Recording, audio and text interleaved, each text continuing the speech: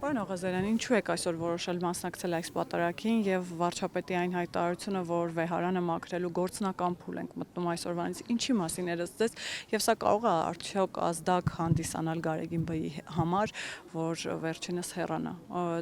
թե հակառակ, ինչպես իրենք հայտարարում են, այսօրվա պատարագի իրավունքը տերարամը չուներ։ Սա լայնածավալ թեմա է, նախ ասեմ Կտրիշ Ներսիսյանը շատ վաղուց պիտի հեռացած լիներ եւ նա ընդհանրապես կաթողիկոս լինելու իրավունք չուներ, որովհետեւ կուսակրոնության ուխտը խախտած որևիցե կուսակրոն այլևս դադարում է հոգեվորական գործունեություն կամ ծառայություն մատուցելուց։ Իսկ ինչ վերաբերում է վարչապետի ասածը, վարչապետը մի սենց բարի լույս էր, որ ավետեց եւ ես երեք երեկոյան արդեն ասացի, որ հովանավանքը դարձավ մեր հոգեվոր նոր եւ իրական Հայաստանի ծննդավայրը եւ այստեղից է հայ առաքելական մեր Սուրբ եկեղեցին մաքրազարդվելու, իսկ ինչ մնում է Կտրիշ Ներսիսյանը կհեռանա թե չի հեռանա, գիտեք ինչ, եկեք իրերը իրենց անունով կոչենք եւ պարզ ու անկեղծ խոսենք, ամեն մեկ օրը իրեն ավելի է խայտառակելու, նախ նա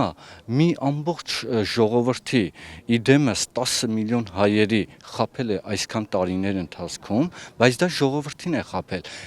սակայն մենք նախկին ներկա գործող հոգևորականները կամ ճեմարանականները դա վաղուց են բոլորս իմացել, թե ապօրինությունների մասին, թե որ ինքը բիզնեսմեն է, թե որ ինքը անգրագիտություն է կամ միջակության է տիրապետում, որ աստվածաբանություն չգիտի, հայ ժողովրդի պատմություն չգիտի, այս մեր կաթողիկոս կոչեցյալը կյանքում ես չեմ տեսել մեկ անգամ կարողանամ մեկ շարական անգամ երգել կամ մեկ աղոթք առանց կարդալու, իսկ բանավոր խոսքերը սովորական պրիմիտիվ խոսքեր են, իսկ այն ինչ որ կարդում է կամ քարոզխոսություն կամ տաղավարած տոներին երբ խորանի վրայից կամ կոնդակներ, դա բոլորը գրվում եւ մատուցվում է իրեն, իսկ ինչ մնում է այսօրվա Սուրբ եւ անմա պատարագին, որ կատարվեց Տեր Արամ Քահանա Ասատրյանի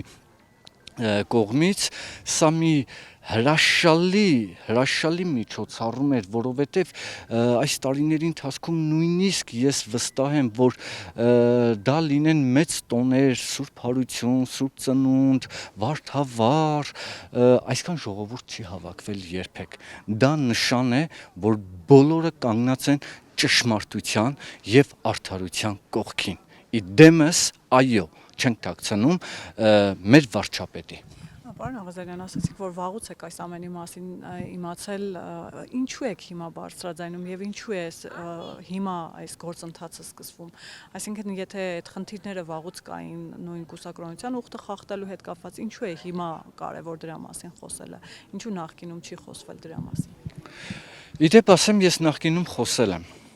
սկսած 2015 թվականից ես այս մասին խոսել եմ, բայց գիտեք ինչ, եթե հենց իրենք յուրաքանչյուր եկեղեցական, հոգևորական, իմ ընկերները հոգևոր, այս մասին բոլորը նորից եմ կրկնում, իմացել են, ուղղակի գաղտնի են պահել, թե ինչու հիմա այստեղ համարձակության խնդիրը չի, ուղղակի ժամանակն է լրման, ժամանակն է եկել,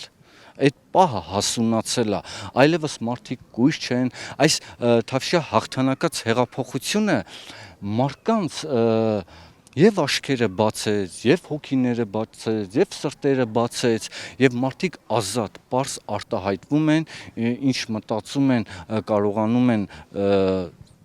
ասել, խոսել եւ իրականությունը ցուցադրել։ Հիմա կաթողիկոսի կոչված Կտրիշ Ներսիսյանի այս պահը, որ ինչու հիմա ոչ անցյալ տարի կամ նախանցյալ տարի կամ հեղափոխության տարիներին, ես նորից եմ կրկնում, այո, ես միշտ կոչ եմ արել եւ թեկուզ կարգալույց եղած հոգեվորականներին, թեկուզ ովքեր որ համարձակություն են ունեցել, ես անդադար կոչ եմ արել, որ ժամանակն է, դուք պետք է նոր եւ իրական կաթողիկոս ունենանք, որովհետեւ այս կաթողիկոսը ես վստահ եմ եւ տեղյակ եմ, որ նույնիսկ Հայաստանում շեներ, ավաններ, գյուղեր, քաղաքներ կան, որ ինքը չի եղել այս տարիների ընթացքում։ Եկեղեցիներ կան, որ ինքը չի եղել ընդհանրապես հովապետական այցեր չի կատարել իր հավատավոր հոտը ասում է իմ հոտնա չէ օրինակ մի գյուղ ու այդպիսի գյուղեր հազարավոր գյուղեր կան ինքը ընդհանրապես չի եղել բայց նախկին կաթողիկոսները եղել են ես լավ հիշում եմ որովհետև ժամանակ չունի սա որովհետև սա ինքը կաթողիկոս չի սա մտածում է գումարների մասին, առևտրի մասին, շինարարությունների մասին, սրա մասին բոլորը գիտեն։ Այն հոգևորականը, ներկա գործող հոգևորականը, որ գա իմ դիմաց կանգնի եւ ասի չէ, այդպես չի, ես իրեն պարզ կասեմ, որ դու ստախոս ես։